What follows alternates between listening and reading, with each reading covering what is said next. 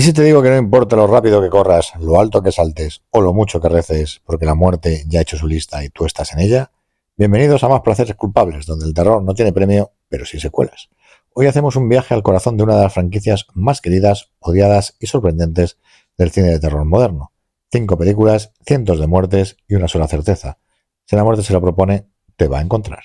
Prepárate para premoniciones, accidentes imposibles y algunas de las muertes más creativas y gore que han visto el cine comercial. Hoy repasamos toda la saga Destino Final. Vamos allá. Más placeres culpables.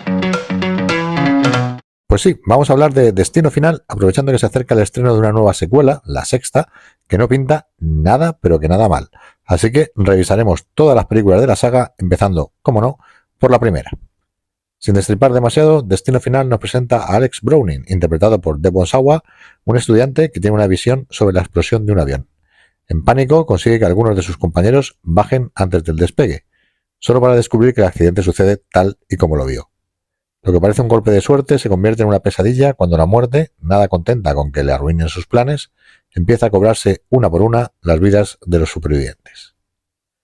A finales de los 90 y principios de los 2000, el terror adolescente estaba dominado por sagas como Scream y Leyenda Urbana que jugaban con las reglas del slasher clásico. Destino Final hizo algo distinto. Eliminó al asesino físico y nos presentó un enemigo invisible e implacable, la propia muerte. Las muertes son muy originales al eliminar a un asesino físico, pareciendo accidentes, imitando las muertes de la mítica La Profecía de Richard Donner, pero siempre muy alambicadas y yendo más allá de las expectativas, llegando a sorprender al espectador en todos los casos, algo que irá a más en las secuelas.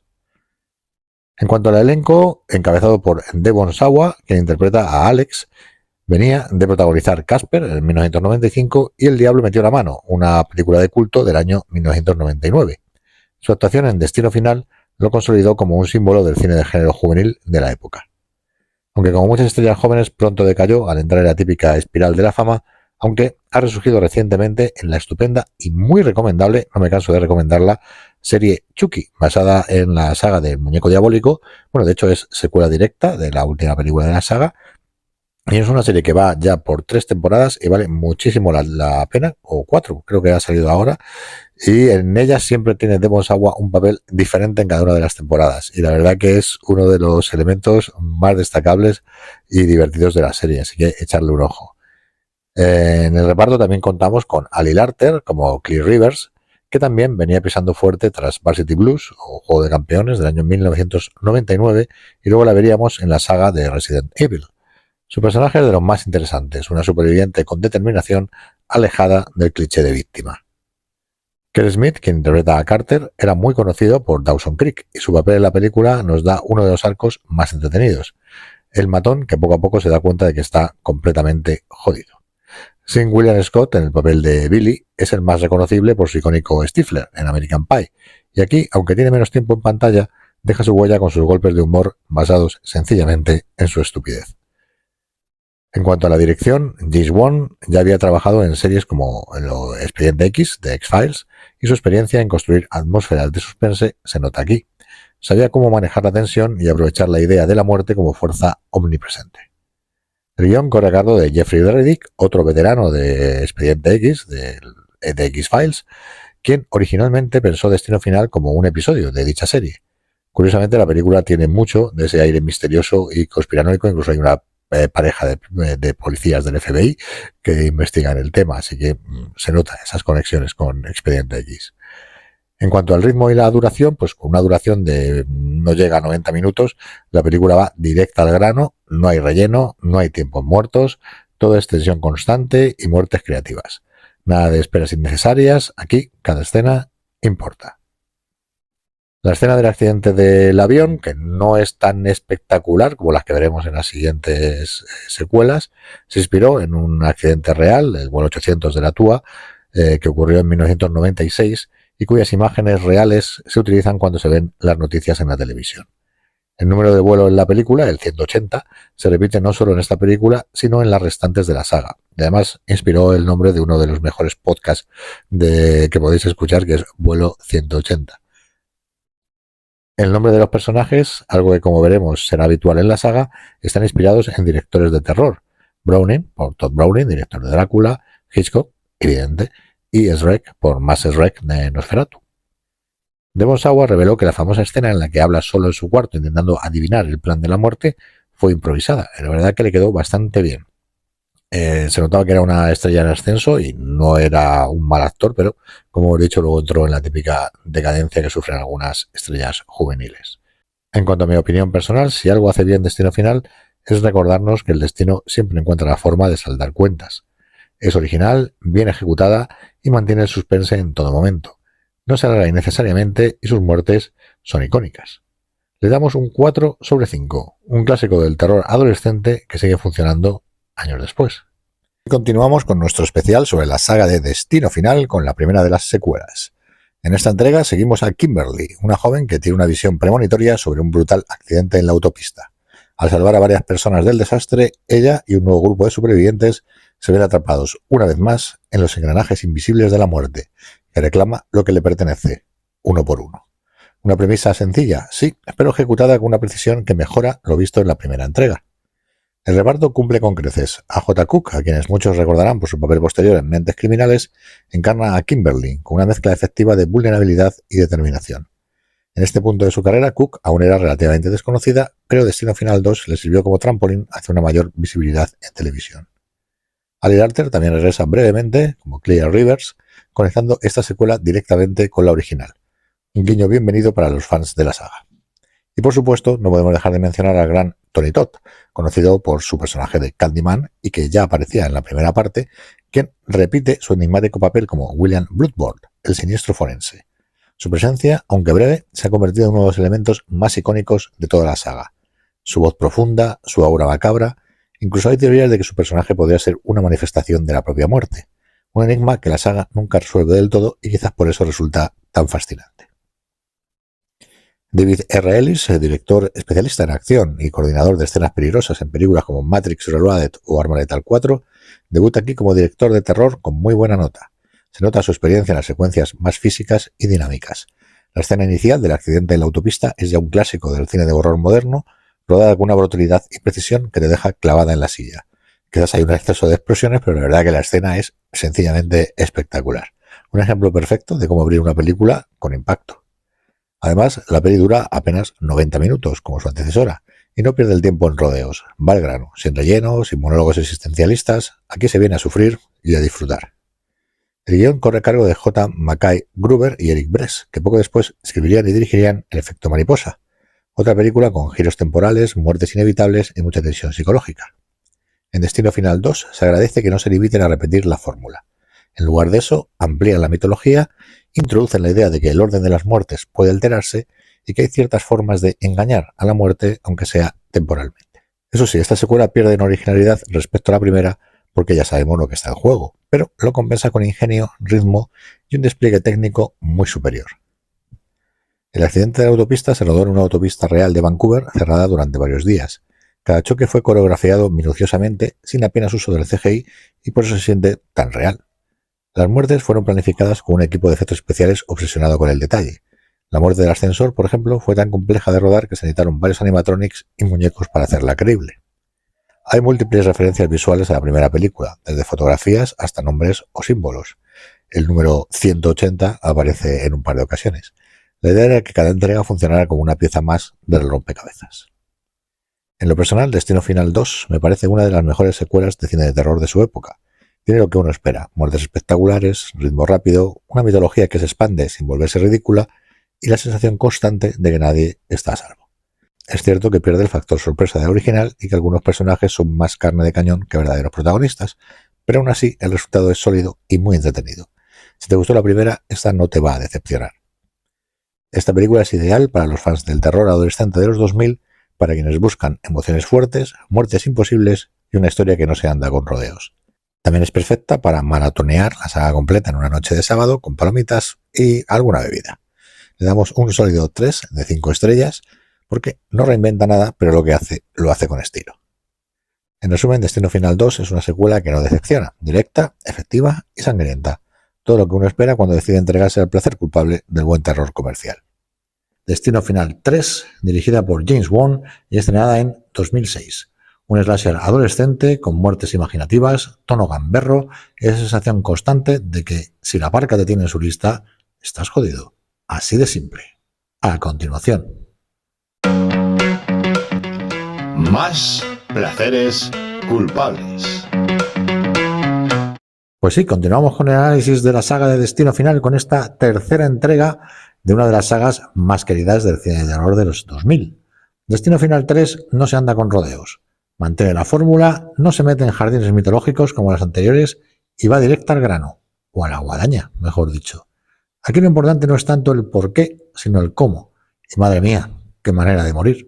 La historia gira en torno a Wendy, una joven que en pleno viaje de fin de curso tiene una premonición sobre un terrible accidente en una montaña rusa. Al bajarse a tiempo salva a algunos de sus compañeros, pero ya sabemos cómo va esto. La muerte no perdona, y uno a uno los supervivientes empiezan a caer como fichas de dominó en una serie de muertes cada vez más locas, más sangrientas y más retorcidas. La gran protagonista es Mary Elizabeth Winstead, en uno de sus primeros papeles protagonistas, donde demuestra una solidez y carisma que ya apunta a maneras. Más tarde la veríamos en Scott Pilgrim contra el mundo, en 10 Cloverfield Lane y hasta en Ahsoka, como Hera Syndulla. Una actriz versátil, magnética y muy por encima del material que daban en este tipo de sagas. Aún así, aquí lleva el peso emocional de la historia con una mezcla de vulnerabilidad y determinación que funciona muy bien. También merece mención Ryan Merriman, que interpreta a Kevin, y Sam Easton, cuya presencia aporta ese toque de humor ochentero que le da personalidad a la película. Su personaje, Frankie Chicks, parece sacado de una comedia de instituto de los 80, grosero, ligón y por supuesto con una de las muertes más irónicas de toda la saga. La dirección corre a cargo de James Wan, que ya había codirigido la primera Destino Final y tiene un currículum interesante. Fue guionista de Expediente X, de la serie Millennium y también dirigió Dragon Ball Evolution, aunque mejor no hablar de eso. Aquí demuestra oficio, ritmo trepidante, montaje eficaz y una puesta en escena clara, sin alardes, pero con un sentido del espectáculo macabro que funciona muy bien. El guión, también de James Wan, junto a Glenn Morgan, tiene sus virtudes. Sabe jugar con la tensión, plantea las escenas con ingenio y no pierde el tiempo en florituras. Glenn Morgan, por cierto, es responsable de clásicos como Willard y también trabajó en Expediente X. Dos artesanos del género que saben lo que el público quiere: sangre, sustos y muertes creativas. La película dura unos ajustados 90 minutos, como debe ser. No hay relleno, no hay tramas secundarias que no van a ninguna parte, todo es directo, compacto y efectivo. Y en cuanto al estilo, aunque sea del 2006, a veces parece una peli de los 80, sobre todo por el diseño de personajes y la música. El momento de las chicas en la sala de rayos uva es puro slasher nostálgico. Desenfado, tensión y una muerte doble que ya es historia del cine gore. Porque sí, amigos, las muertes en Destino Final 3 son otro nivel. Más elaboradas, más crueles, más sangrientas que en las entregas anteriores. No tienen la espectacularidad de la colisión en la autopista de la 2, pero la montaña rusa del inicio te pone los pelos de punta. ¿Quién no ha tenido ese pensamiento de ¿y si esto se descarrila? Justo cuando te subes a una. La película juega con eso, con tus miedos más primarios, con objetos cotidianos que de pronto se convierten en armas mortales. Una pistola de clavos, unas pesas, un parque de atracciones, todo puede matarte si la muerte se lo propone. Aunque no profundiza demasiado en la mitología de la saga, sí mantiene la lógica interna, el orden de la muerte, las señales, las premoniciones, y eso hace que Destino Final 3 se sienta como parte del universo, aunque vaya más a lo seguro. Además, hay guiños para los fans, menciones sutiles a las dos anteriores y pequeños detalles que conectan con el espíritu original. Algunas cosillas jugosas para los más frikis. El número 180, recorriendo en toda la saga, vuelve a aparecer como guiño al vuelo original de la primera película. El parque de atracciones se llama Devil's Flight y el número del vagón maldito es el 6, seguido por los asientos 6 y 6, o sea, 666. Sutil, ¿eh? Hay varias escenas eliminadas que ofrecían diferentes finales, uno de ellos incluso mucho más oscuro que el que quedó en el montaje final, y eso que es bastante oscuro. La película tiene un tono ligeramente más pop que las anteriores, muy deudor del cine de terror adolescente de los principios de los 2000, pero en su estética hay algo de nostalgia ochentera, especialmente en la música y ciertos personajes estereotipados. Destino Final 3 es una muy digna tercera parte. No es tan original como las anteriores, ni se arriesga demasiado, pero a cambio lo que hace, lo hace bien. Muertes espectaculares, ritmo ágil, personajes con carisma y esa sensación constante de que en cualquier momento puede pasar algo horrible, que al final es lo que venimos a buscar en una peli como esta. Le doy de nuevo un 3 sobre 5, por mantener el espíritu de la saga, por su tono gamberro y por regalar los muertes que aún hoy te hacen mirar 2 veces antes de subirte a una atracción. Pues continuamos con nuestro análisis, nuestro repaso a las películas de la saga Destino Final, con esta Destino Final. La muerte se ha dejado lo mejor para el final, cosa que al final no era así porque hubo otra parte después y otra que nos viene ahora. La historia vuelve a su fórmula clásica pero efectiva. Un joven tiene una premonición sobre un accidente mortal, esta vez en un circuito de carreras. Gracias a esa visión logra salvarse él y un pequeño grupo, pero como ya sabemos, la muerte no deja cabos sueltos. Uno a uno, los sobrevivientes comenzarán a caer en una cadena de muertes tan sangrientas como creativas. Y por si fuera poco, esta vez hay premoniciones dentro de premoniciones, giros dentro de los giros. Lo primero que llama la atención es su duración. Es la más corta de la saga, con apenas 80 minutos. Pero lejos de ser una debilidad, esto juega a su favor, como ocurría en las anteriores. Destino Final 4 va al grano, sin rodeos, sin rellenos, sin respiración. Acción, tensión y muertes desde el minuto 1. Y hablando de ese primer minuto, el accidente del circuito de NASCAR es sin duda uno de los más espectaculares y locos de toda la saga. Un estallido de metal, fuego, neumáticos asesinos y cadáveres volando por los aires, todo grabado con una precisión milimétrica para ser disfrutado con las ridículas pero efectivas gafas 3D de la época. Sí, esta fue la primera entrega de la saga filmada íntegramente en 3D, no solo convertida en postproducción. Y se nota. Hay objetos volando hacia la cámara, sangre salpicando en primer plano y muertes diseñadas para sacarte un ¡ah! Y una sonrisa al mismo tiempo. Es un festín de trucos visuales que, aunque hoy pueda parecer un poco vintage, en su día eran todo un espectáculo. Y si pensabas que ya lo habías visto todo, prepárate. Destino Final 4 lleva las muertes a otro nivel. Más gore, más exageradas, más ingeniosas. Desde una sala de belleza con resultados fatales hasta una piscina con desagüe mortal, cada secuencia busca superar a la anterior en creatividad macabra. Detrás de las cámaras vuelve David R. Ellis, director también de Destino Final 2, además de otras joyas de culto como Serpientes en el avión o Celular. Ellis entendía perfectamente qué quería el público de esta saga: tensión, sangre y una muerte creativa cada 10 minutos. Y nos lo dio. El guión corre a cargo de Eric Bress, co-guionista de la primera entrega y también responsable del efecto mariposa. Aunque no hay un desarrollo de personajes muy profundo, el libreto está diseñado para que cada escena avance con ritmo y sorprenda con nuevas vueltas de tuerca. Las premoniciones dentro de premoniciones son una vuelta de tuerca interesante al concepto original. El reparto está encabezado por Bobby Campo en el rol del protagonista Nick. Aunque su carrera no explotó después de esta película, ha seguido trabajando en series como Scream, la serie de televisión. Le acompaña Chantel Van Santel, que más adelante destacaría en The Voice y For All Mankind, y Michael T. Williamson, al que seguro recuerdas como Bubba en Forrest Gump. También aparece Nick Zano, muy conocido hoy en día por su papel en Legends of Tomorrow. Destino Final 4 no es la entrega más original de la saga y algunos diálogos podrían haber salido de un guión automático, pero hay que reconocerle sus virtudes. Va al grano, entretiene y nos entrega algunas de las muertes más exageradas y gores de toda la franquicia. La idea de las premoniciones en bucle es un toque interesante y el uso del 3D, aunque hoy suene a reliquia, le da un sabor único. Es una cinta perfecta para una noche de palomitas y risas nerviosas, ideal para fans del terror sin pretensiones, del slasher sangriento y del cine espectáculo. Mi nota personal, 3 sobre 5. No reinventa la fórmula, pero cumple sobradamente con lo que promete. Una carnicería divertida en alta definición. En resumen, Destino Final 4 es una montaña rusa, o mejor dicho, una pista de carreras de horror y diversión. Una película que sabe lo que es y no se avergüenza en absoluto de serlo. Y por eso la disfrutamos. Si te gustan las muertes creativas, los efectos exagerados y las películas que no te dejan respirar, esta es para ti. Otra premonición, otra catástrofe, otro grupo de supervivientes con fecha de caducidad. En esta ocasión un puente colgante se viene abajo en uno de los accidentes más espectaculares de toda la franquicia. Un grupo de empleados de una empresa se salva gracias a la visión de uno de ellos, pero ya sabes lo que viene después. La muerte, paciente y creativa, los irá cazando uno a uno.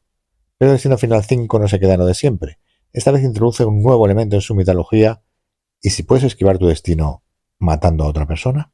Una de las cosas que más se agradecen de esta entrega y de todas las entregas anteriores es su duración ajustada. Apenas hora y media que, pese a algún altibajo en el ritmo, mantiene en general el interés gracias a las muertes y sobre todo a ese giro final que comentaremos en un momento. Hablemos claro, el colapso del puente colgante es probablemente el mejor accidente inicial de toda la saga.